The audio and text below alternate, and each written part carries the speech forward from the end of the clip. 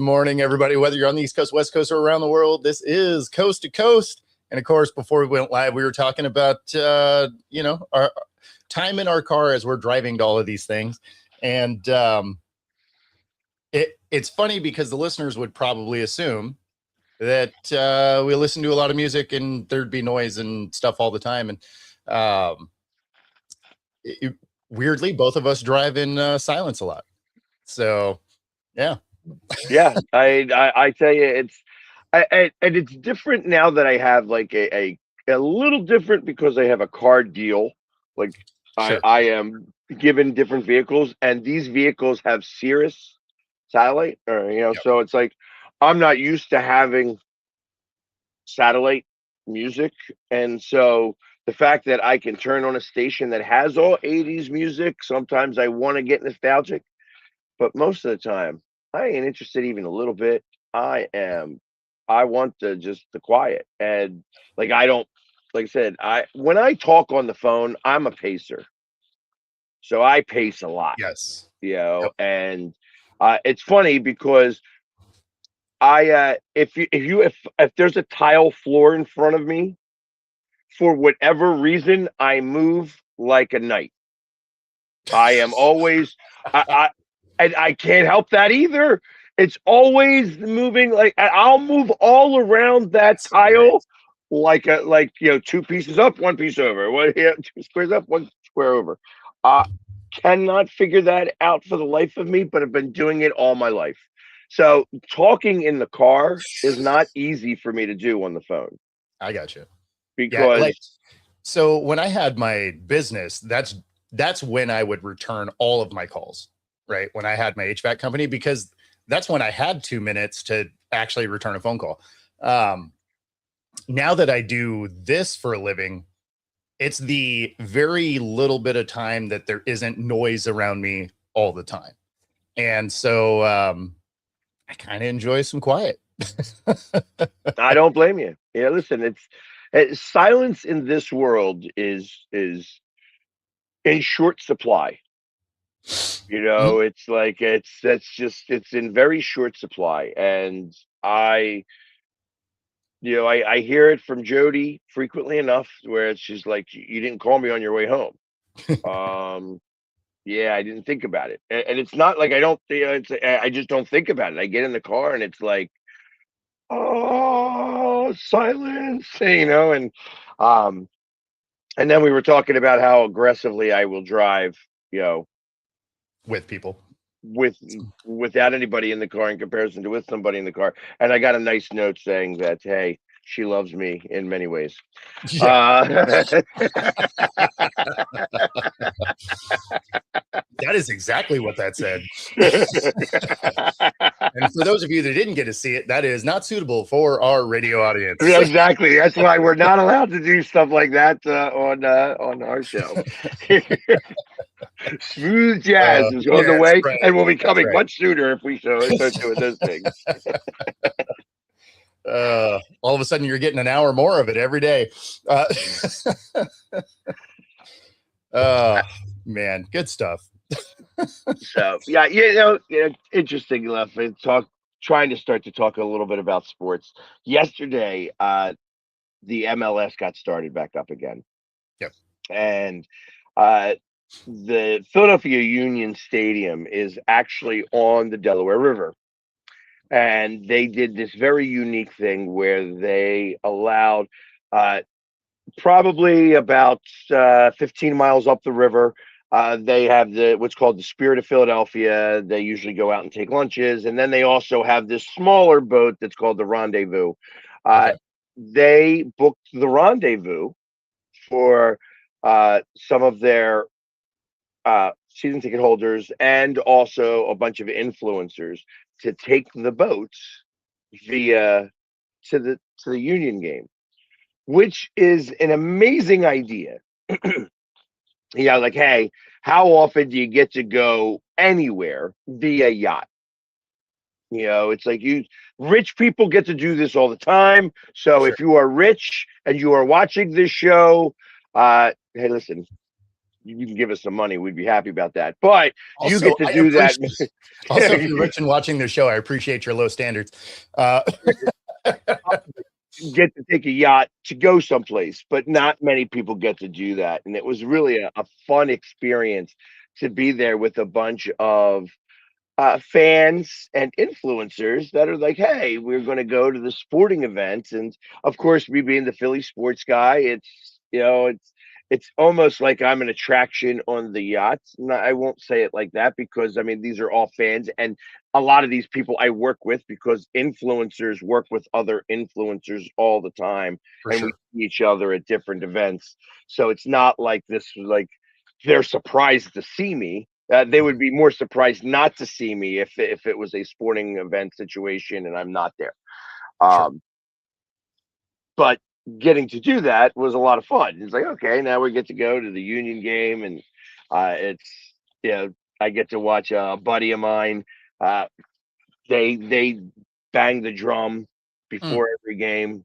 So, and a buddy of mine who is well known in Philadelphia, Gilly the Kid or Gilly the King, depending on how you want to do it. He was a rapper. Okay. Rap and Freeway, who is also a rapper. Both are from Philadelphia and very ingrained in Philadelphia's society. So they got to do their thing, and it was a lot of fun to kind of do that.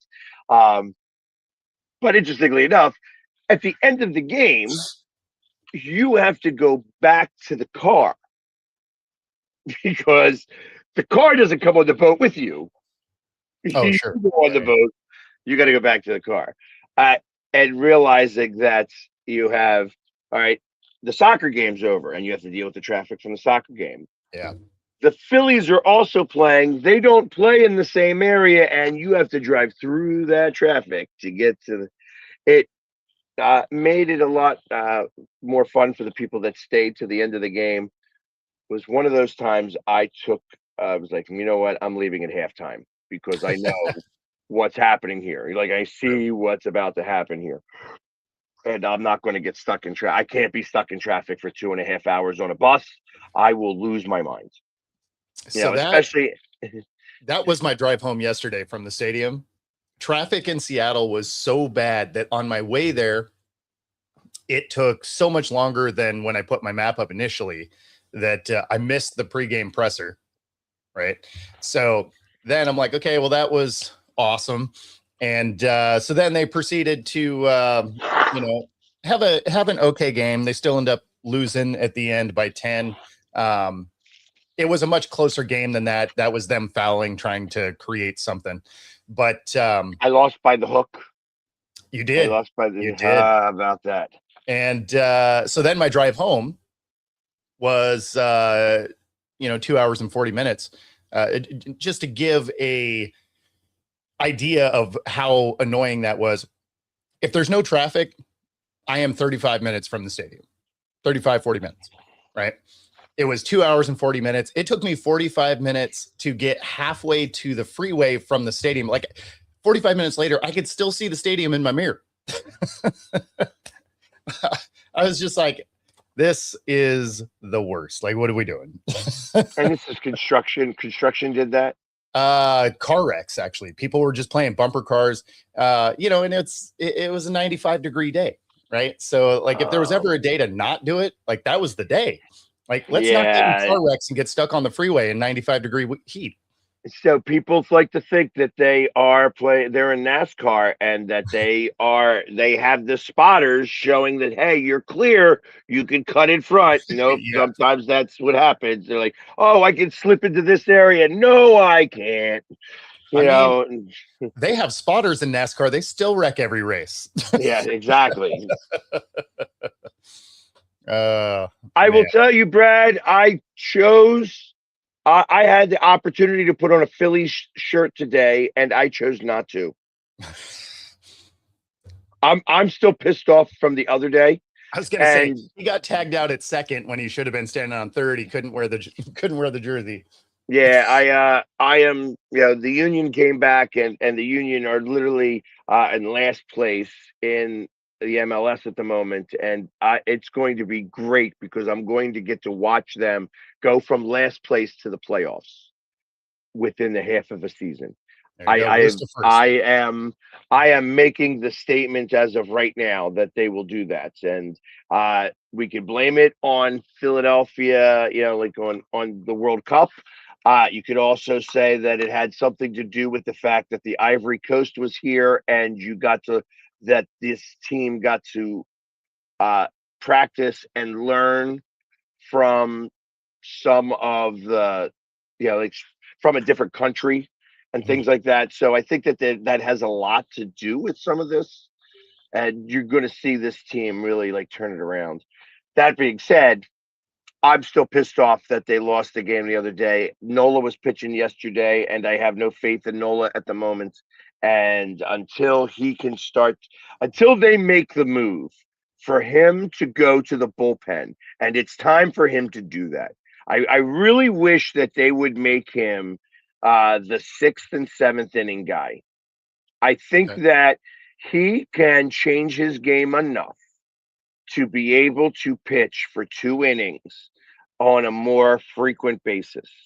But I would like, I know that he wants to still be a starter. I think he feels like he could pitch out of it like he has done the rest of his career. I just do not see how this time is the time where he's able to make that happen. He's lost a couple of miles per hour on his fastball. The placement that he has is still the exact placement he had before, but now you're realizing that the umpires were making calls for him in certain circumstances where the ABS is not. And he's missing by millimeters in some cases, but they're misses because of it. And you're going to, when you have somebody who lives on the edge, you're going to tap your helmet a lot more frequently, especially when you realize that he's over the edge all the time. Yeah. And that's what they're doing. They're taking advantage of that situation.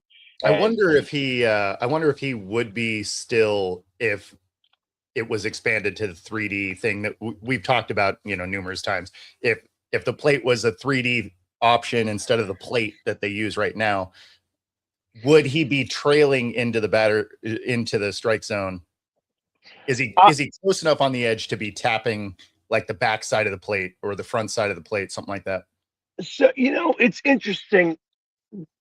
Every pitch they show a directional, like, hey, there was this much, positive or minus, horizontal and vertical. And I don't understand enough the differences on how that's measured. Like you would think it's like, okay, is it from release point and it's because it's coming down on this angle, they make that angle the plane and that's how much the movement's on it? Or if you're starting up here and it ends down here and there's a solid plane in the middle of that. You know what am I speaking English here? No. Yeah. No, I got you. I think it's after the release. It'd be weird if it was still in the hand. Well, no, I'm talking about the moment of release. Yeah. So I think the moment of release is where it starts. Yes.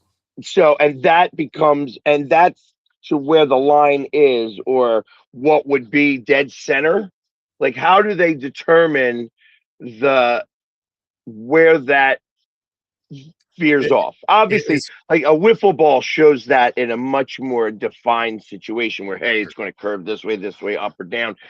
In a baseball, it's going there so quickly. And if you're drawing a straight line from the release of the ball, from the moment it leaves his fingers to when it actually hits the glove, where is it the measure between the two and there's a line there and that's how it's just determined? Or is it a line drawn from what would be considered a straight line from there to glove? Yeah, so I think it's that. I think it's from release point to end point. I got a sneeze that's just like hanging out.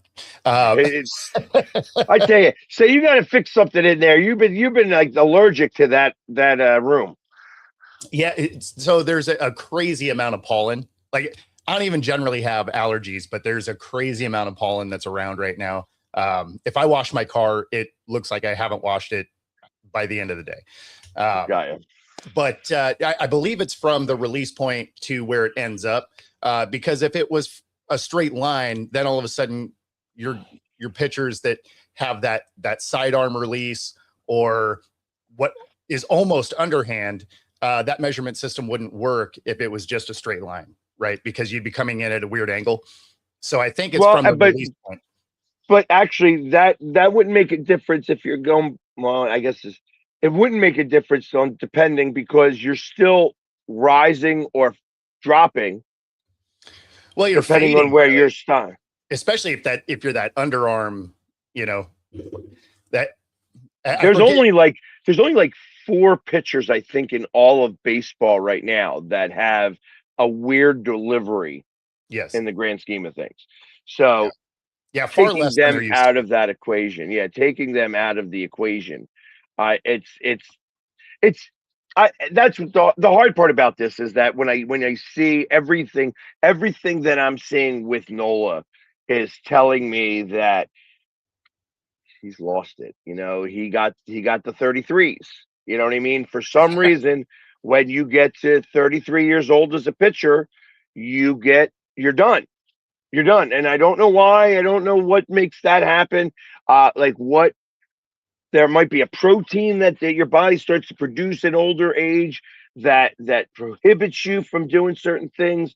I know that Doc was in the same situation where he had to work through it really hard to get through it, and he was able to make it one more year, and then that was done.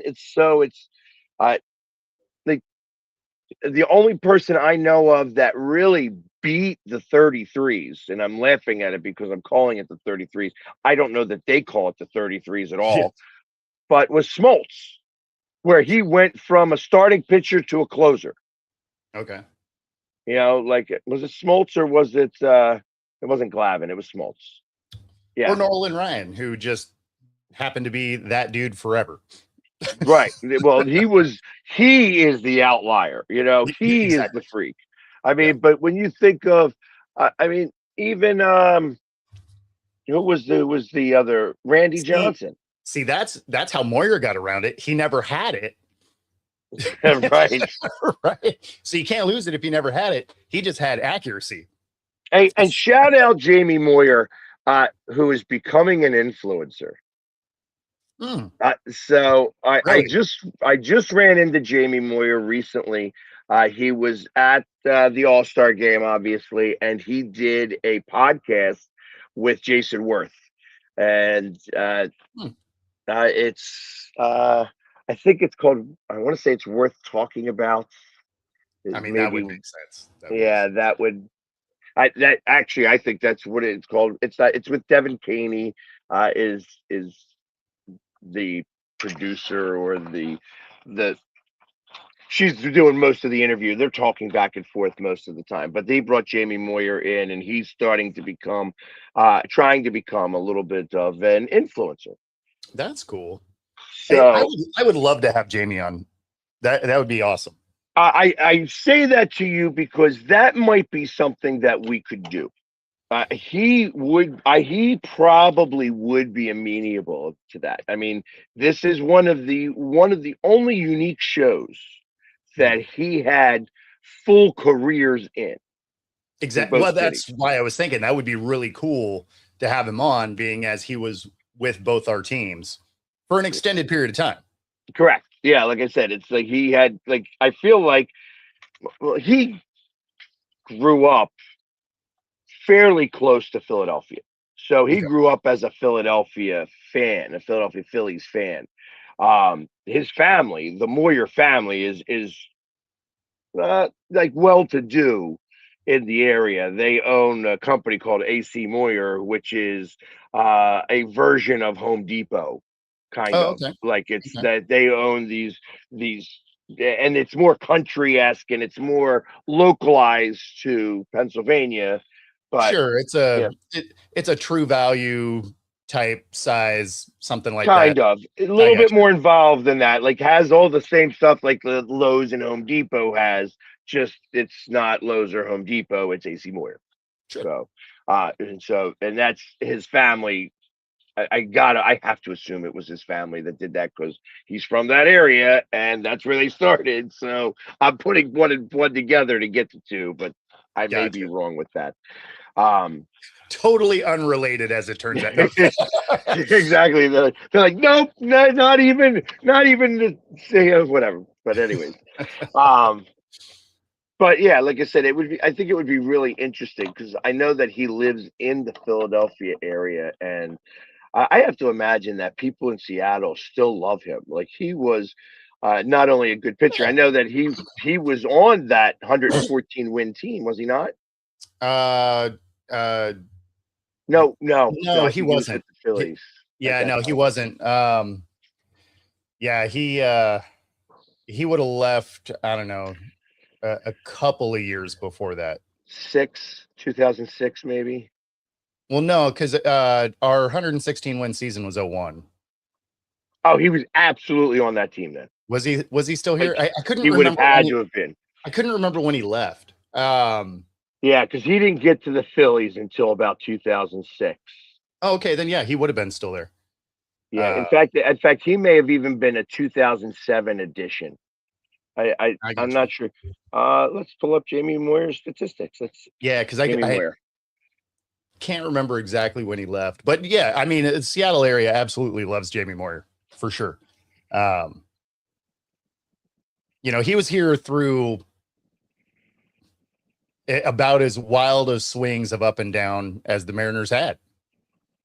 So he got to be here for, moments that were great and moments that were awesome. And if you're not picking up the sarcasm and the awesome, just play it back. Look at me knowing what I'm talking about here. 2006, it was his last season in Seattle. Okay. He was there for the 2001 season. Yeah. Let's see how many wins he had. It's funny, they're showing his at bats in 2001, which he had 33. Interesting. What was his batting average? I had one hit. Well, nope. Hold on. Scratch that. I had that wrong. In 2001, he had one at bat in 33 games. Oh, okay. He did not get a hit in that at bat. Okay. But I'm trying to figure out how many games he won in 2001, and it was.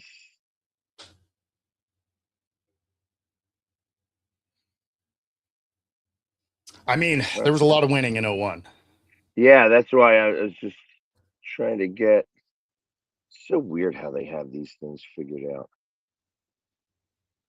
That is one of the downsides to baseball specifically, is they have so many stats now that it kind of buries the ones that you want to see. Like some of the basic ones that you just want to know get buried by the never-ending spreadsheet of stats. And baseball is unique in that way. They'll be like, oh yeah, he is 2-0 when the sky is blue and his opponent has red hair, and you're just like, nobody cares about that. Like, I will tell you, he was probably one of your best pitchers that year. He was 20-6. That is, well, I mean, the thing is he probably wasn't. I mean, you're talking 116 win season. Everybody's going to have a pretty great, win to loss record. And he was 4th in Cy Young voting. See, that would have been cool to see him get a Cy Young, just because he's not what you think of when you think of pitching, especially now, right? Like now you're just thinking velocity, right? You're just trying to get the cover to rip off the ball. And, that wasn't him. What his fastball was like 87 miles an hour. His changeup was slower than an arterial street. So like it was. It's interesting. You had two people go up for Cy Young that year. Mhm. The other one was Freddie Garcia. Yeah. Jamie had a better record than he did. Uh, However, it was point 0.4 points higher in the ERA, or Freddie had a 3.05 ERA, which I think led the American League, Okay. and Jamie Moyer had a 3.43. So Jamie was actually that was probably one of the peaks of his career. But when I look back at the other years leading up to that, he was 13-10 the year before, 14-8 the year before that. Uh, 98 was 15-9, 97 was 17-5. Mhm. So he was actually really, you Yeah, know, he was a solid pitcher for us the whole time he was here. Like I mean, it's why he had such a long career. It's why he left here and then still had a career with you. Is, you know, when you watch him pitch, you're like, I don't know how people aren't just parking these things yeah, all the time. And right. instead, although he didn't have speed, his movement and his accuracy were elite. It was.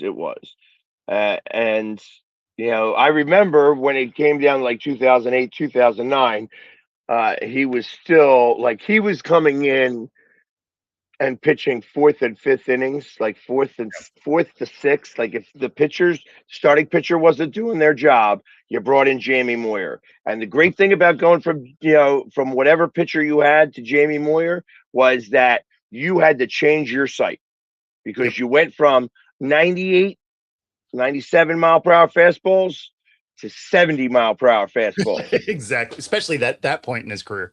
Yeah, he was like throwing his high was like, I mean, he could still throw like 80, but you Yeah. didn't want him throwing 80 because that means they were starting to see it. Yep. You know what I mean? Like, oh, I'm going to try to blow this past him at 80 miles an hour. That's not happening. Like No, he his was 65 his 65-mile-an-hour changeup, that was the one you wanted him to toss right after right, somebody was, lighting you up for 100. right, Like and you could swing and then almost reset and swing again. he was also great, and he did this most of his career. The first pitch strike.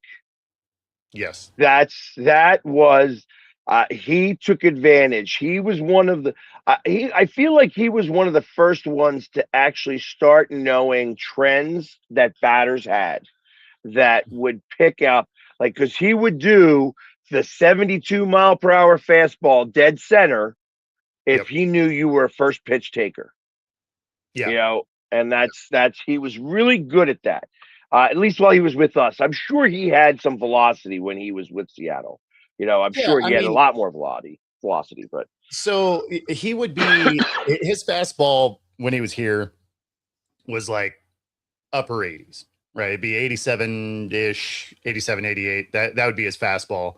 But things like his changeup and stuff, they were still so slow. And I think that was some of the things that could disrupt pitcher or hitters anyway, is although his fastball wasn't fast comparatively to everybody else, especially, being in the in the same realm with Randy Johnson, is then he'd go from his fastball to his changeup. And I mean, most guys, you go from fastball to changeup and it's like, 10 miles an hour. For Moyer, it was like 25 miles an hour. yeah, he could definitely. It was a yo-yo that he could pull the string. You Yeah, know what I mean? It was just like, it was almost like watching the old Bugs Bunny. 1, 2, 3 strikes you're out. 1, 2, exactly. 3 strikes you're out. And it's Exactly. it's just Yeah. um Yeah. but actually, I mean, when I look at his numbers as I'm sitting here and I'm staring at them right now, it's like in 2003, it was his best season as a Mariner. He was 21-7 with a 3.27 ERA. Mhm. He was an all-star that year. Yeah. And I think he wound up uh, uh, he was fifth in Cy Young, uh, and he was an All-Star. So it was like fifth in Cy Young voting. I wonder, like again, who were the ones on top of him that year? Like that's 03? 03. All right. There's two names. There's a lot of names on this list. Actually, there was 8 people that were in the voting for Cy Young that year. I will tell you, in 2003, he was a pitcher for Toronto. See if anybody can guess this one. At the time, he was a pitcher for Toronto. I will tell you also that he has got his number retired in 2 places.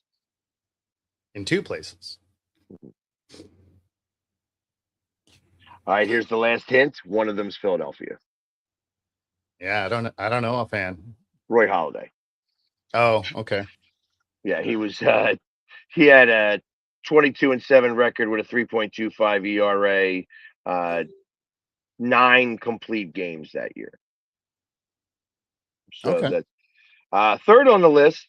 So second on the list is a guy not many people are going to remember. Esteban Loaiza. He had like 3 good years and he trailed off. The third on this list, Pedro Martinez. Oh, okay. Okay.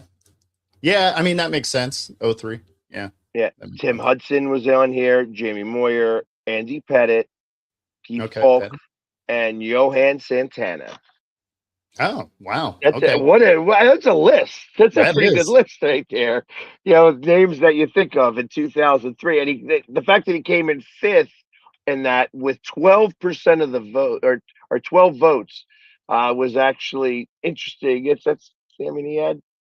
said he had a better record than most. Like Roy Halladay won that going away. He had 136 votes out of I think the 200 votes that there were, or something close to that. But I gotcha.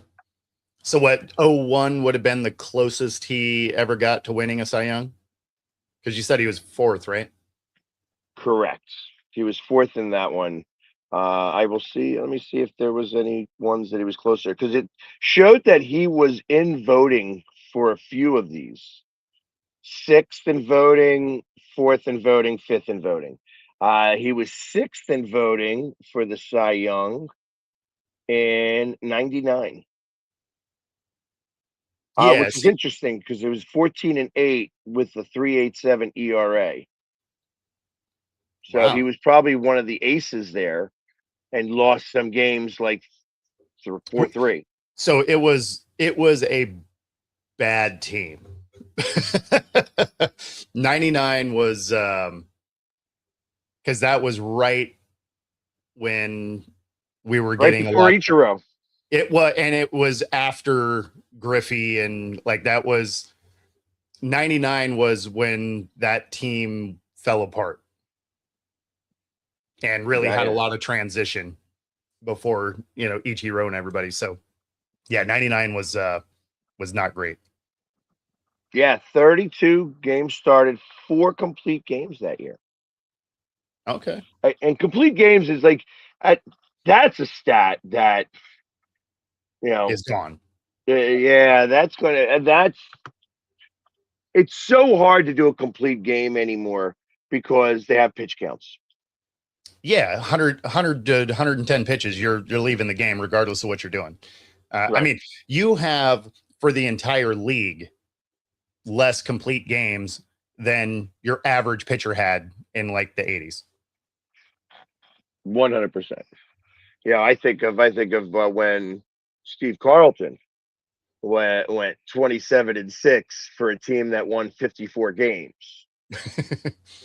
That he won 27 of those games, and it was like, okay, I think he lost those 6 games by a total of like 6 runs at like 1-0. Like it was like 2-1 games or something like that, because they were such a bad team offensively, and he far and away won the Cy Young. And was just, it was him and Nolan Ryan for the strikeouts for the season. Like they were always in competition on who was going to win, who was going to have the most strikeouts. Because I remember like looking at the newspaper on a daily basis almost, like would say, okay, who got more strikeouts, and it was, and they would have in the neighborhood of about 300, I would say 335 strikeouts each for Oh, the I wouldn't doubt season. it. Yeah, I wouldn't doubt it. So I mean, I got to imagine sometimes it was more than that, but like that's the number that sticks in my head. On average, it was probably about 335 strikeouts because they were also pitching it was only 4-man rotations, not 5. Mhm. And now the Dodgers was 6. Yeah. So to answer your question, Brad, yes, they do need a 5th starter. They need really a 6th starter because, like I said, I think they need to move Nola into the bullpen. They need to make him the 5th and 6th inning guy. I think that's all he can really handle at the moment. And they need 2 real pitchers. Painter did not work out the way that they wanted him to. And he came up here and just, I don't know. I don't want to say that, uh, the moment was too big for him because he is just coming off of Tommy John surgery. But I unfortunately, I wish that the Phillies didn't think that their prospects are all going to turn into Cy Young and Babe Ruth. You know, that's that's the difference between the great GMs and the bad GMs in baseball. Knowing how to evaluate your under talent. And the Phillies have never been great at that. That's fair. See, for the Mariners, we are great at cultivating talent. We just don't retain them to win anything. We're like, okay, we made you awesome. Go win a ring somewhere. Right, but there comes good and bad with that. And the reason why I say that is because that's when you get typically, and this is where I think that Tampa does an amazing job, the Rays, is that they go on the 4 or 5 year stint. Like, Sure. okay, every 4th or 5th year, we're going to compete because all of the talent that we have acquired by trading away the other parts is all going to be at that right moment in time. They're waiting for planets to align Yeah. to go after it.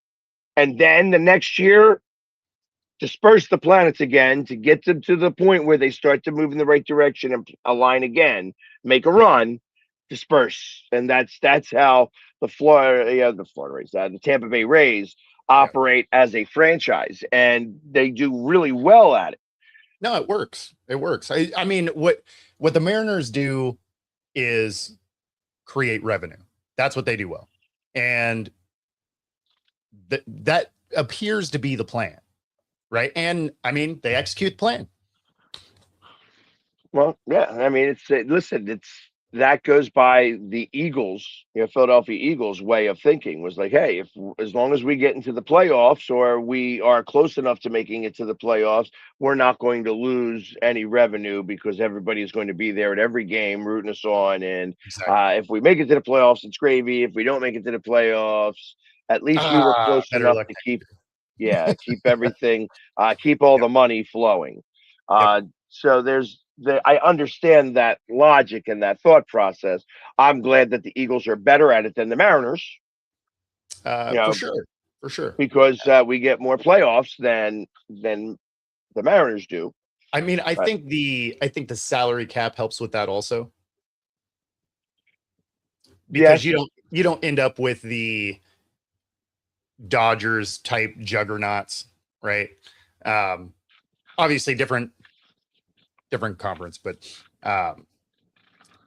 you get what I'm saying is, baseball has their teams that go by teams. And then you have your teams like the Mariners who are there to make money. And then you have teams like the Pirates and the A's where they're just like, we're glad we showed up. Like, so, yeah, I mean, there does seem to be 3 tiers to the way baseball operates. You have those, You have the handful of teams that are trying to win. You have the teams that are trying to make money. And then you have the teams that should really be sold. Right. That, I am, obviously the Athletics are not going to be, they're going to be in Vegas, and I'm sure that that's where they will end. Like that's where they will live from here on out. I agree with that. Yeah. But when you think about that, the Athletics have always been that team. When they started in Philadelphia, and they were the better team in Philadelphia for a long time. Yeah. And they says, "Oh, we're going to leave Philadelphia for more money." Yeah. And then we're going to go here, and then we're going to leave here for more money. Yep. And then we're going to leave here for more money. And now that's how they've been throughout. Well, and We'd love to go back in time and have the money to be able to buy a franchise like that. Like, you think about the money that the Phillies have been around for over 100 years. The Philadelphia Phillies are the oldest consecutively, operating franchise in all of sports. Yeah. They were the first one to 10,000 losses. I think they have I think they're at like somewhere around 11-5 right now. They have the most losses all time. They also have they're in the mix for the most amount of wins all time. Sure. Well, I mean, duration matters, right? Like if you're around forever. I mean, LeBron fans can attest to that. If you're around forever, you can get all of these longevity records. Hey, exactly. If you are going to stay around for a couple 100 years, the math is eventually going to work. Exactly. Even if you're not good, you're just exactly. Get there. It may take 10,000 years to get to 10,000 wins when you suck, but it's yeah. I mean, you think about it. They had 1,000 wins in 21 years since the ballpark opened. They had that, and their last win against the Dodgers, that was their 1,000th win in 21 years. And I'm thinking, okay, that's 81 games. That's 21 years. To do that is actually pretty good. That actually shows a pretty good winning record, for that 21 years. You have 1,000. It's out of what is it? 107. It's 1,760 games. Is that my just about right? 81, yeah, 82, right around in there, somewhere in that neighborhood. Yeah. So yeah, I mean that's a good record. I want to say that's about 650, just about. So yeah, I like that, because we were having that conversation because there was a Eagles chants are being done in Philadelphia at the Phillies ballpark. I am a fan of both, obviously. It is very, very rare that you'll ever hear me do an Eagles chant while painted in a different team's paint. Sure, that makes sense. I just choose not to. Now, just so happens yesterday, I was going into the Union Stadium, and I am walking in the Union Stadium with an actual Philadelphia Eagle. Well, I did an Eagles chant. Yeah, that's different. So now nobody knew he was an Eagle. He doesn't look like an Eagle. You know what I mean? When you see somebody who's not like, he obviously was not Saquon Barkley, because we wouldn't have been able to walk at all. But yeah, for sure. Yeah. But he is a running back on the Eagles. It was Will Shipley, and it's like okay. And I did an Eagles chant with him, and people chimed in a little bit, but we kept on walking. I'm like, yeah, sorry to have called you out like that. And he's like, yeah, that's fine. And nobody came running over because nobody knew it was him. Yeah, of course. Yeah. I tell you though, that the calves on this dude is I like. Listen, I don't like to talk. I don't pay attention to guys' legs. It's not something that they monstrous. He's a small guy, and his calves is like half his weight. It's amazing to me I mean, but now I understand. Like that's what you need as a running back. You need Low quick center of hips, gravity. quick hips, and like they said, the calves that are like that are going to keep him upright all of the time. Yep. Um, Yep. but Calves and great guy quads. too. Calves and Great guy. quads. Carry that weight low. But great guy. You just did it. So it's a lot of fun. But like I said, I don't. So, but there's been some talk recently on whether it's appropriate to do an Eagles chant in the Philly Stadium I mean, because they are competing for the NL East. They have been to the playoffs the last 4 years. sure. It's So, I mean, I don't really see an issue with it. Like you get Seahawk chants here in our other stadiums, right? Like it happens. Um, yeah, I don't really see a problem. Like if you were doing a Eagles chant in the Pirates stadium, then yeah, that's probably a problem. oh, But actually, well, I tell you, if the Phillies are playing in Pittsburgh Stadium and an Eagles chant breaks out, I look at that differently because I feel like that means that there's a tremendous amount of Philadelphia people there. They sure. came out there to support the Phillies, but the Go Birds, welcome to each other. Like that's how we say hello. Yeah. Go Birds. Doing an Eagles chant is our way of saying, "Hi, we're from Philly." Yeah. So that is absolutely the Seahawk chant, right? Like from one end of the See, Seahawk, right? oh, So see. you'll get that when you travel. If somebody sees like a Hawks jersey or a hat or whatever, it'll be from across the street and be like, see, right? And so it's fun. Like it's, Right. I used to get it when I was down in Mexico all the time because, people go down on vacation and then I'd be rocking a Hawks hat or something. Then I'd just hear a random see from like wherever. And, so it was, it's always fun. So I always embrace it. If it's in a different stadium, maybe it gets viewed differently. But yeah, similarly, it's you're saying hi to your fellow fans, or you're just messing with whatever fan base you're in. Like every time I fly through either LA or San Fran, or I'm wearing a jersey for no other reason than to spin up the local fan base. Right. Just to get them a little bit irritated. Yeah, you just twist the knife a little bit as you're going through. World champions here. That's it. Exactly.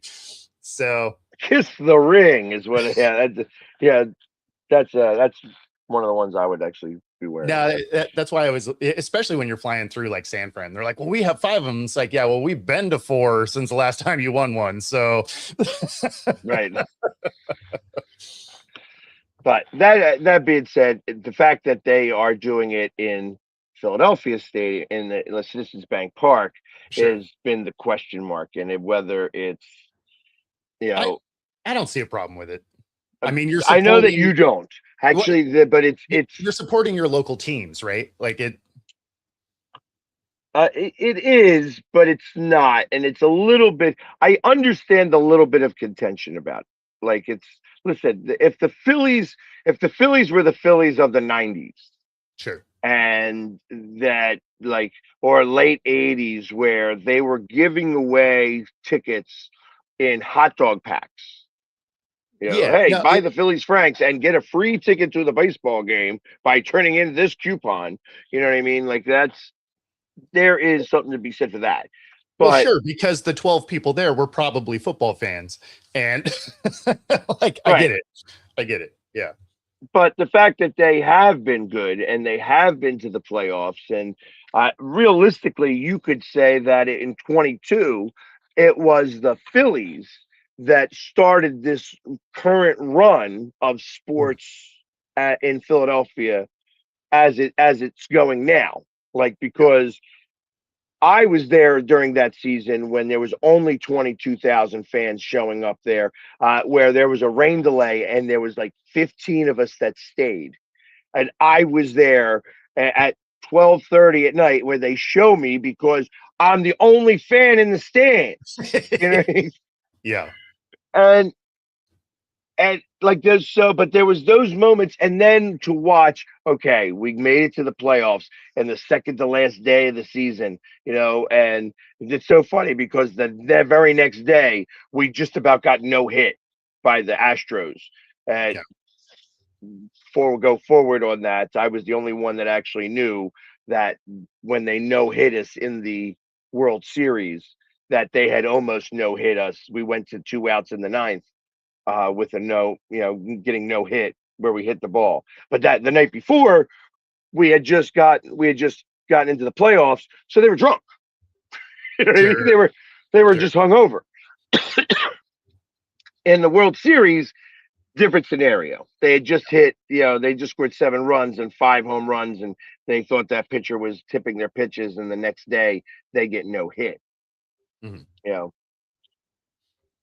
that's a whole different scenario. But that whole run started with the Phillies, Yeah. and Yeah. that level of excitement, the loudness of Citizens Bank Park and the energy of Citizens Bank Park carried over to the other teams, because I'm a firm believer that winning begets winning and energy does travel.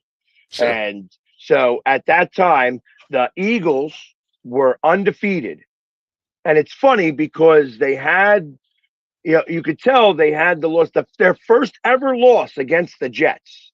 They were 14-0 against the Jets. The Yeah. first ever loss they had against the Jets. The night before, you could tell that the team was up watching the world, the playoffs. Sure. And I remember because I was there, and we lost that game. It was like one of the losses that we had, and it was just you felt the energy on the field, and you felt that the Jets could possibly win that game, and they did come back and win that game at the very end. And that was the first time the Jets had ever, they got to pop the champagne cork, because now they had beaten the Eagles for the first time ever in their career, in their history. Um, Speaking of goofy NFL, we have this guy that is not on a roster, but says you can't name a number 2 receiver better than me. Man, I mean, I think he's got it right almost. yeah, Yeah, you can't name a number 2 yeah, there we go. better than him. Yeah, it's like he's doo doo. He is doo doo. I Um, mean, this is a funny thing to say for a guy not on a team, because I think Cup is probably still better. Devontae Adams is better. Um, Certainly Pickens at this point in his career. I mean, you could Higgins. I mean, there's a lot of number 2s that I would take over Diggs. Now, do I think he has great skills still? Sure. Does his skills outshine the noise that he creates off the field? Absolutely not. I yeah. The problem is like he is getting old. His body is failing him. He gets hurt a lot more. His Mhm. hands aren't the way they used to be. I Yeah, mean, this is not Minnesota anymore, where you catch the immaculate missed tackle. You know what I mean? Where you get to score that touchdown and bring you yeah. guys to the NFC Championship game, where you guys got spanked by the Eagles, by the way. But that's beside the point. Um, like that's you're far beyond past that point now. Yeah. And Well, I mean, he's still good, but he's definitely not the best number 2. He's not the worst number 2. so, but as if you don't have a job, you have to. This is a chest puff. This is Sure. I'm the peacock out here, and look at my feathers. Yeah. That's what this is. I don't mind it. Like I says, I'm making the joke that he's doo doo. Yeah. But the truth of the matter is that he's probably a good number 3 or number 4 receiver, like you can't put him in the slot because he'd be dead. He Yeah. wouldn't make it. No, He's he too would old be for that. he'd be a great number 3. Yeah, like that. But a true number 3, not a slot guy. You know what No, I mean? correct. You Yeah, can't yeah, yeah. be. Yeah. He's going to have to be like a real like. But that means you're putting him out there at what? At 12% of the plays, and Yeah, is it worth he's it rolling to out have him? he's rolling out in like 4 wide packages kind of thing. Or if you're talking about some of the teams that are a little lower on the list, then he would be a good number 2, right? Like if you're looking at the Jets and the Browns and what, like those types of teams could still use his skill set. They couldn't use everything else, but like if his skills were in a vacuum and the rest of him didn't come with it, there's teams that could use him for sure. But because he is the way he is, then does the noise become more of a distraction than what his skill set brings? And I think, unfortunately for him, this point in his career, it kind of is. I agree with that, and along with the fact that I mean he's more into the nightlife than he is the day play anymore. Yep. Like that's really what it comes down to. He is like the one person that you do not want to have your daughter, your sister, your wife anywhere near, because I guess he must be very, very charming, because somehow, some way, he's pumping out the prizes. Right. Well, and it's funny because I think he was with I think it was when he was with the Bills. There was somebody that was asking all the players, which player would you not want around your sister? And like 2/3 of the answers were Diggs. Exactly. So yeah, no, I mean there must be something there. Hey, when there's smoke, there's fire. Right. I mean, in that scenario, I think that where there's fire, there's fire. Like, Yeah. Like they're straight calling him out.